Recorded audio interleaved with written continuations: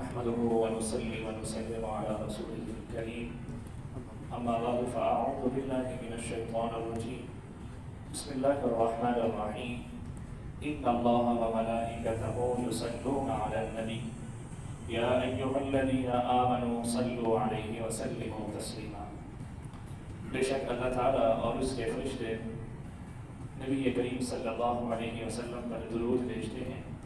اے ایمان والو تم بھی نبی کریم صلی اللہ علیہ وسلم کی ذات پر درود بھیجو اور خوب سلام بھیجا کرو. اس آیت کی ابتدا میں اللہ تعالیٰ نے فرمایا کہ بے شک اللہ اور اس کے فرشتے نبی کریم صلی اللہ علیہ وسلم پر درود بھیجتے ہیں. یہ نہیں فرمایا کہ اے ایمان والو تم درود بھیجو، انہوں نے یہ فرمایا کہ بے شک اللہ اور اس کے فرشتے نبی علیہ الصلوۃ والسلام پر درود بھیجتے ہیں. اس سے دو باتوں کی طرف اشارہ ہے. ایک بات تو یہ کہ بے شک اللہ اور اس کے فرشتے سرکار دو عالم صلی اللہ علیہ وسلم پر درود بھیجتے ہیں. اے ایمان والو تم بھی درود بھیجا کرو اور خوب سلام بھیجا کرو. یعنی اللہ اور اس کے فرشتے پہلے ہی سے سرکار دو عالم صلی اللہ علیہ وسلم کی ذات پر درود بھیج رہے ہیں. تمہارے درود کی کوئی ضرورت نہیں ہے اور نہیں سرکار دو عالم صلی اللہ علیہ وسلم تمہارے درود کے محتاج ہیں. پہلے ہی اللہ اور اس کے فرشتے سرکار دو عالم صلی اللہ علیہ وسلم پر درود بھیج رہے ہیں.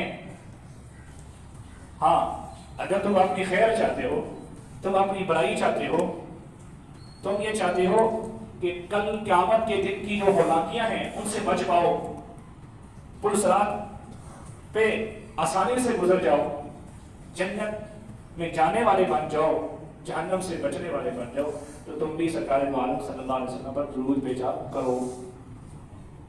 ایک بات تو یہ ہوئی. دوسری بات کہ اس عمل کی شان ہی نرالی ہے. اس لیے کہ کوئی بھی عمل ایسا نہیں ہے کہ جس میں اللہ تعالیٰ بھی اپنے بندوں کے ساتھ شریک ہو. کوئی ایسا عمل نہیں ہے. نماز پڑھتے ہیں، نماز بندہ پڑھتا ہے، اللہ تعالیٰ نماز نہیں پڑھتے. حج، عمرہ، زکوٰۃ، روزے وغیرہ وغیرہ جتنی بھی عبادتیں ہیں وہ بندہ کرتا ہے، اللہ تعالیٰ نہیں کرتا. اللہ تعالیٰ کے لیے عبادت کی جاتی ہے، اللہ تعالیٰ وہ عبادت بندوں کے ساتھ نہیں کرتے. یہ واحد عمل ہے جس میں اللہ تعالیٰ بھی اپنے بندوں کے ساتھ شریک ہے. اس عمل کی شان ہی نرالی ہے. اس لیے سرکار دو عالم صلی اللہ علیہ وسلم کی ذات اقدس پر کثرت کے ساتھ درود شریف پڑھا کرو. حدیث میں نبی علیہ الصلوۃ والسلام نے ارشاد فرمایا یحسب المؤمن من البخل اذا ذکرت عنده فلم يصلی علیہ، کہ مسلمان یعنی مومن کے بخیل ہونے کے لیے اتنا ہی کافی ہے کہ اس کے سامنے سرکار دو عالم صلی اللہ علیہ وسلم کا نام نامی اسم گرامی آئے اور وہ آپ صلی اللہ علیہ وسلم پر درود نہ بھیجے. یہ ایک مومن کے بخیل ہونے کی انتہا ہے. اس لیے جب بھی سرکار دو عالم صلی اللہ علیہ وسلم کی ذات اقدس کا نام نامی اسم گرامی آئے تو درود شریف پڑھا کرو. کیونکہ اس کائنات میں اگر مسلمان کا، مومن کا سب سے بڑا محسن کوئی ہے تو وہ سرکار دو عالم صلی اللہ علیہ وسلم ہے. اس کے علاوہ کوئی بھی انسانیت کا محسن نہیں، خصوصاً ان لوگوں کا جن کو اللہ تعالیٰ نے ایمان کی دولت سے نوازا ہے، جن کو اللہ تعالیٰ نے سیدھا راستہ دکھایا ہے.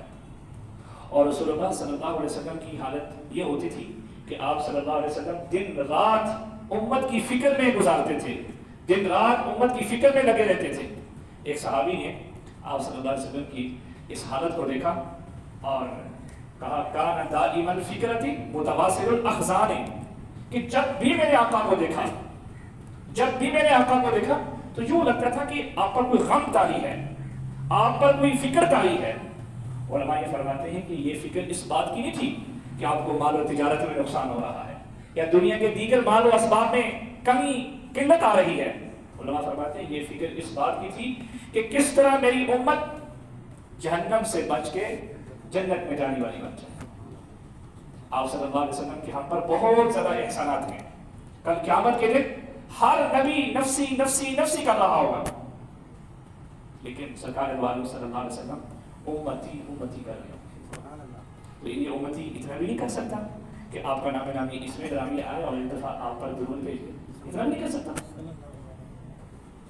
تو اس کی کثرت کے ساتھ سرکار دو عالم صلی اللہ علیہ وسلم کی ذات ایک اس پر درود بھیجا جائے.